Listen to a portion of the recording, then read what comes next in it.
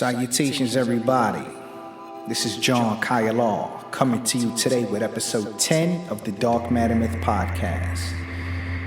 This one here, Suffering Success. Thanks for tuning in.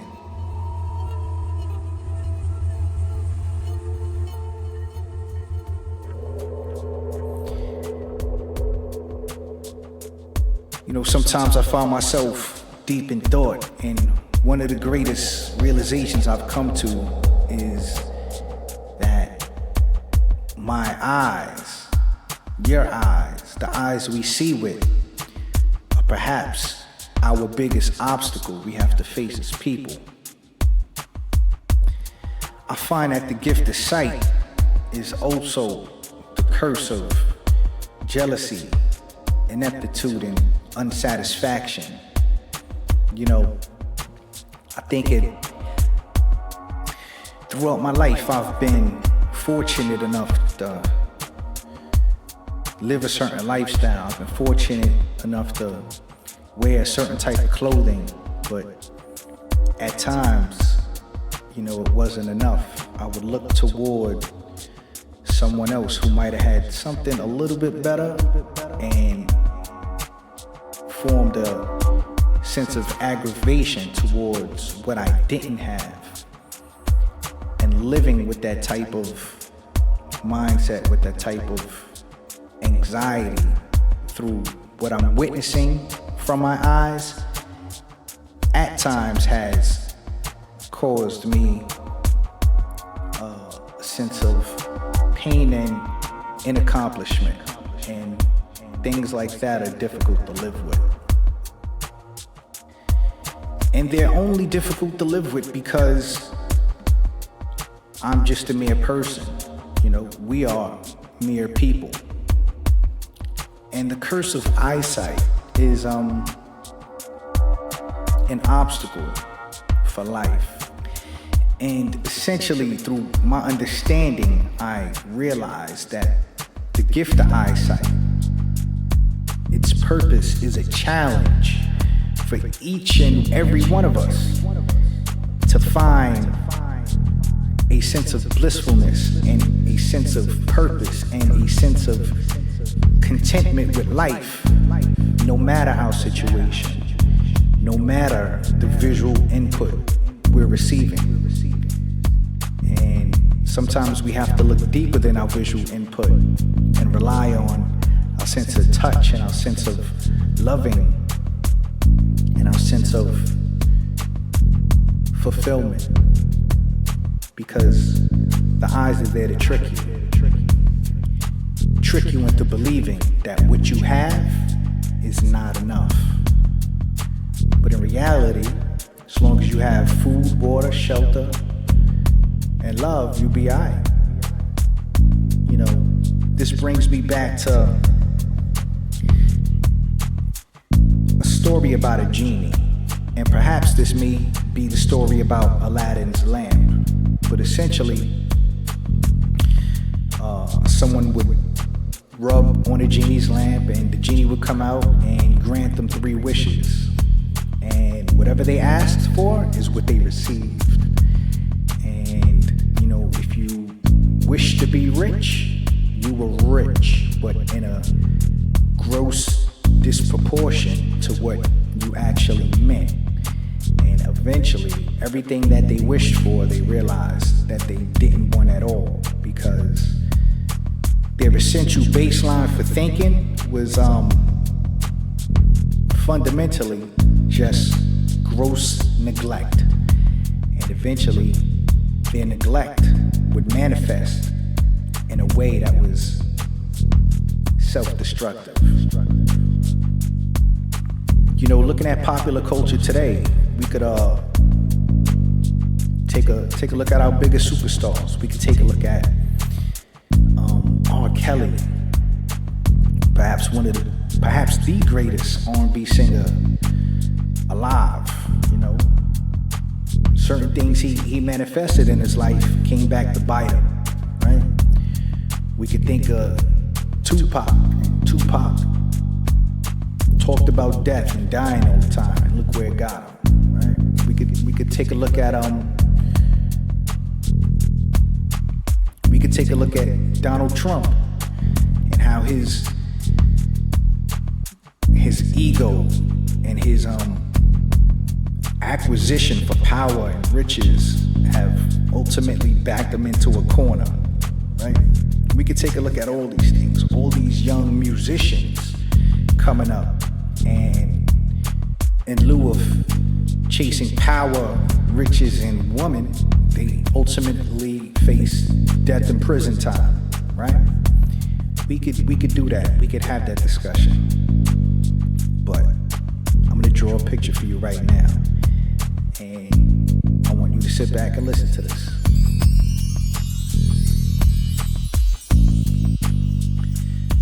Billions and billions of years ago, there was nothing besides a great intelligence.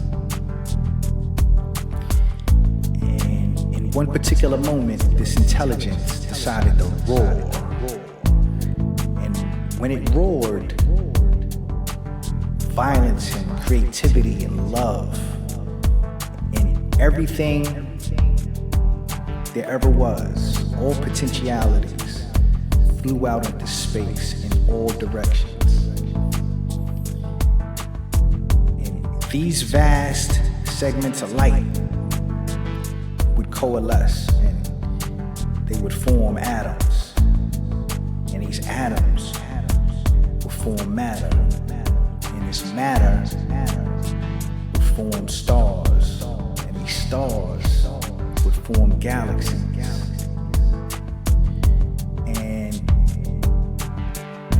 On one of these stars, nowhere special, gas started circulating around this one particular star for millions of years, billions of years, just circling this one star on the tail end of this one galaxy, right? Circling, and eventually, through harmony, this matter would form and it would start to solidify. And for millions of years, this matter was hot, unlivable, unattainable for life. But it would continue to circle. It would continue to successfully rotate around its star for millions of years. Millions of years go by, and all of a sudden, we have life, right? Real simple life. You know, life that may be not complex enough to live on your fingernail, you know, but it was simple life. We give that life some time, some energy, and millions of years down the line, that life would further complexify. We give that piece of life a couple more million years, and it would further complexify. And all of a sudden, we have, you know, something that may be able to breathe oxygen, right? We give all these things, man, all these divisions of life, millions and millions of years, so they complexify. And then one day, we got a motherfucking ape. Excuse me, we have something that resembles like a monkey, like a human, right? Millions of years, man. Now, just for this one looking monkey motherfucker to get here, it had to survive off a string of successes that spanned millions of years. Trial and error. And it stood upon the successes of its forefathers just to get here.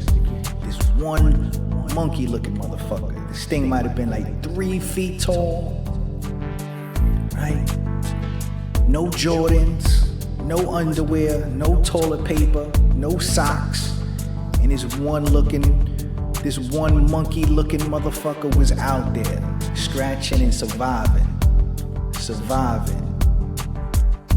for hundreds of thousands of years. This would continue until these monkey motherfuckers would complexify, build societies, small tribes with things they can learn and teach each other.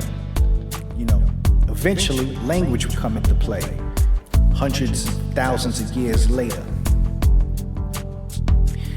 Now we're going to jump in here with something else, and there's been a lot of information I've been acquiring over the years that state that there were some people that come down from somewhere else and genetically alter these monkey motherfuckers. That may be true, that may be false, but some of that information is in that second book I published. So you might want to check some of that out. Scan some of those QR codes.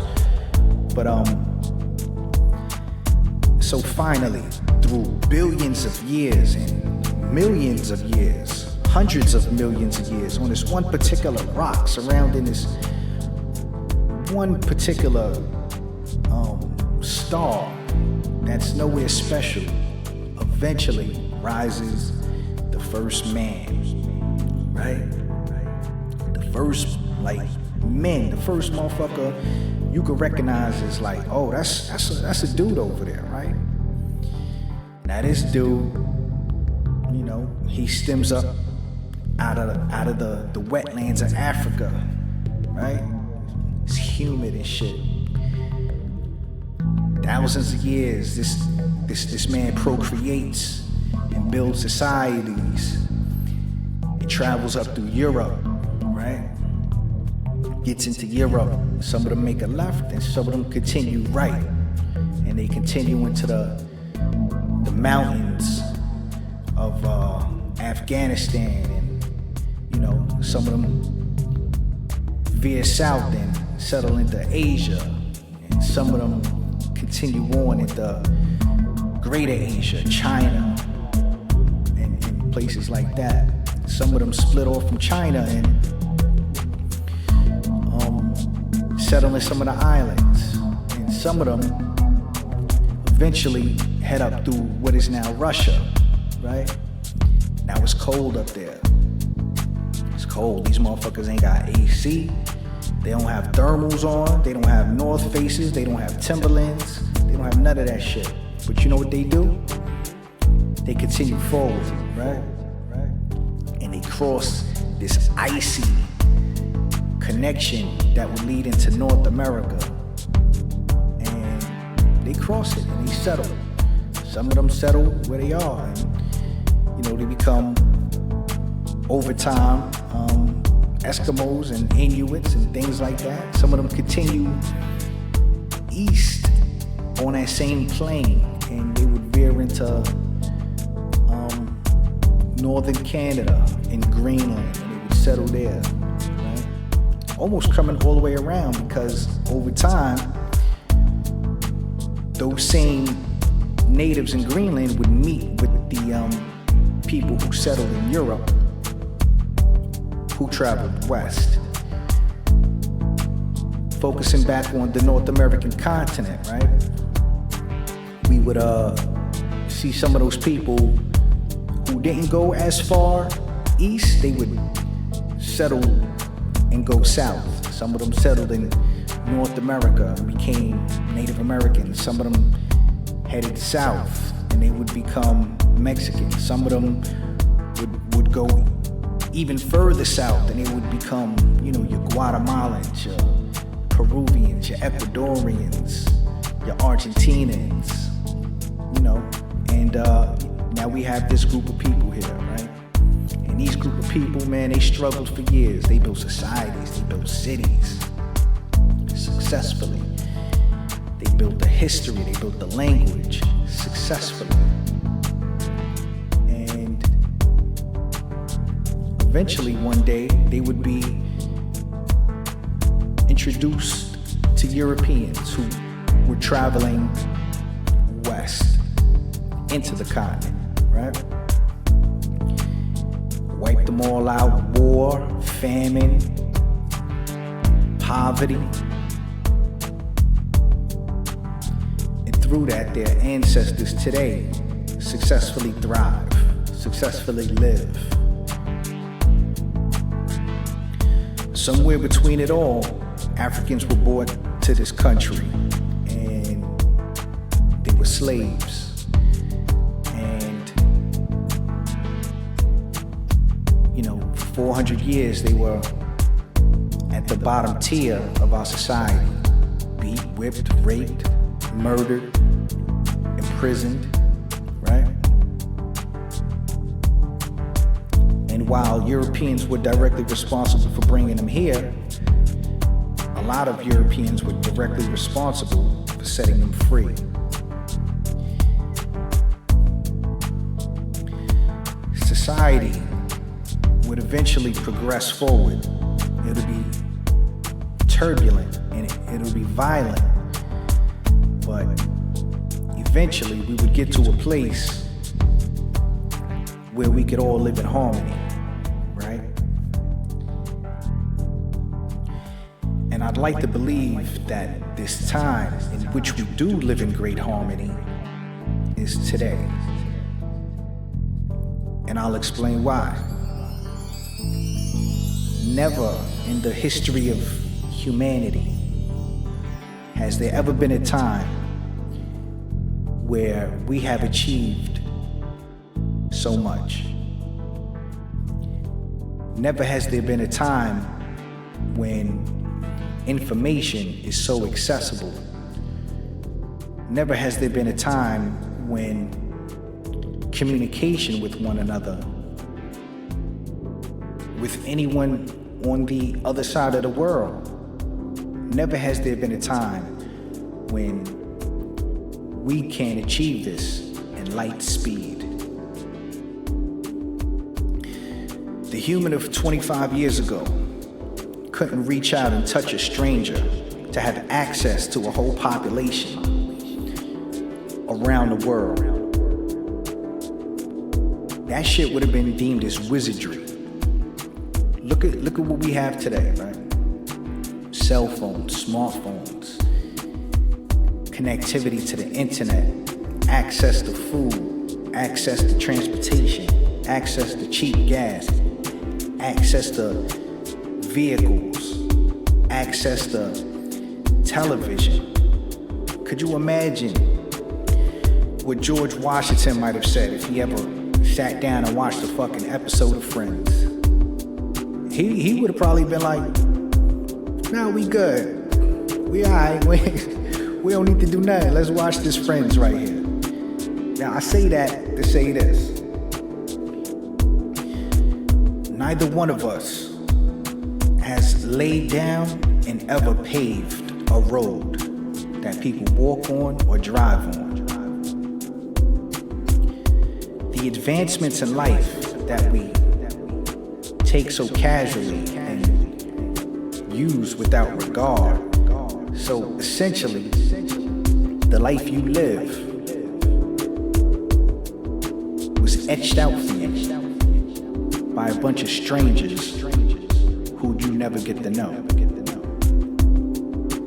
So every time, we may see a road closed or our flight is delayed, or we don't have the newest car or the newest version of that sneaker or the newest cell phone. If we take a step back and have a small shift in perspective, what's really going on is we're suffering the successes of the people who came before us.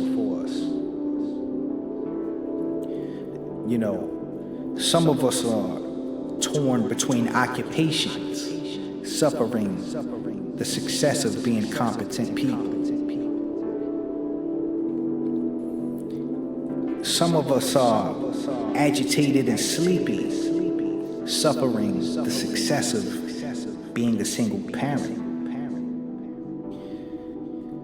Some of us are highly anxious, suffering the success of parenthood. Some of us are a step away from suicide, suffering the success of being business-minded people. Some of us are victims of violence after suffering the success of mastering an illusion. And some of us are targeted for suffering the success of being enlightened people. So if you're anxious, if you're lonely, if you're angry, if you're overwhelmed, right? Perhaps we should all take a step back and understand toward the areas in which we've been so successful at, in which we've been able to suffer success. So my greatest advice for anyone dealing with that type of success, wondering how to overcome it, if your ego's in check, my advice to you is to take some time out, maybe 10 minutes, cry it out. You know what I mean? Cry for your success. Cry toward how successful you've been. And cry towards how successful you'll become in the future. I say this because crying doesn't have to be a thing of negativity. It doesn't have to be a thing of shamefulness. It doesn't have to be a thing of grieving. Crying could breed success. Crying could be a product of achievement. Think towards all the times you have been inspired, and your inspiration, you warded up and even shed a couple tears, Do that. Live in that moment. Live in that truth. Live towards that type of success. And though you may be misunderstood while enveloped in that success and living within that mind state, one thing that remains true and one thing I can promise to you is this. Due to your advancements, life will become much easier for the people coming up behind you. And what that does is give them the opportunity to grieve upon your success the same way we grieve upon the successes of everybody who came before us. And on that note, this is a good place to sign off. So once again, this is John Kaya Law signing off with the Dark Matter Myth podcast. The Dark Matter Myth series is available on Google Books and Amazon Kindle. And the music, the purchasable EP, is available on all music platforms and Amazon and all this fly shit. Pick that up and get it. And I just want to say thanks for listening today. Peace and much love.